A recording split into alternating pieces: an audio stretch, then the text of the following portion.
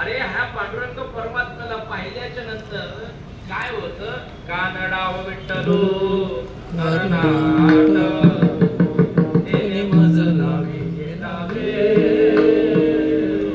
याची भक्ती करा रे. त्याला पहा, नुसतं पाहिल्याच्या नंतर तो भगवंत एवढा आपला चित्ताची चोरी करून देतो. अरे विजयनगरच्या बादशाने देवाला पाहिलं आणि देवाचं रूप पाहिल्याच्या नंतर देवालाच घेऊन गेला. बस सदा माझे डोळा तुझ्या देवा आता वापस कधी पंढरपूरला येणार, किती दिवसांनी येणार? याच्यापेक्षा त्याने आता राजा होता, विजयनगरचा बादशाह होता, सत्ता होती, त्याच्यामुळं या देवाला उचललं आणि विजयनगरला नेला. म्हणून त्याला कानडाव विठ्ठलो कर्नाटक, त्याला त्याच्यामुळे नाव पडलं. तो कानड आहे, तिकडे गेला होता. आता या गेला तिकडे, पण त्याला आणेल कोण? आता याला कोण आणेल?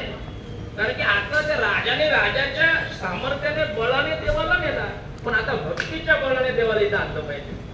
कारण की होय भक्ती केला नैसा पूर्वी धरावी ते इच्छा. तो भगवंत काय करतो?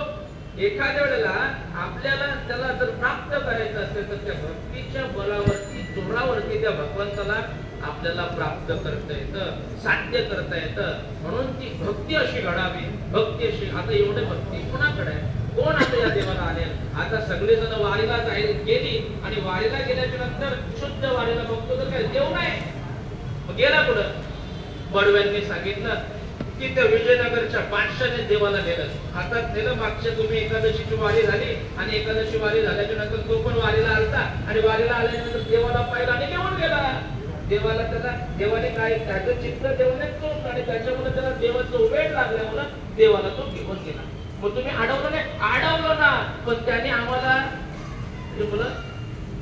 असेच बरेच देवाला सगळ्यात जास्त लोपडलं तर कोणी असेल तर वडव्यांनी देवाला खूप. अरे जेवढं काय देवाला येत होतं तेवढं यांच्याच घरी. आता ते मागच्या वेळेला अशी बातमी आधी त्या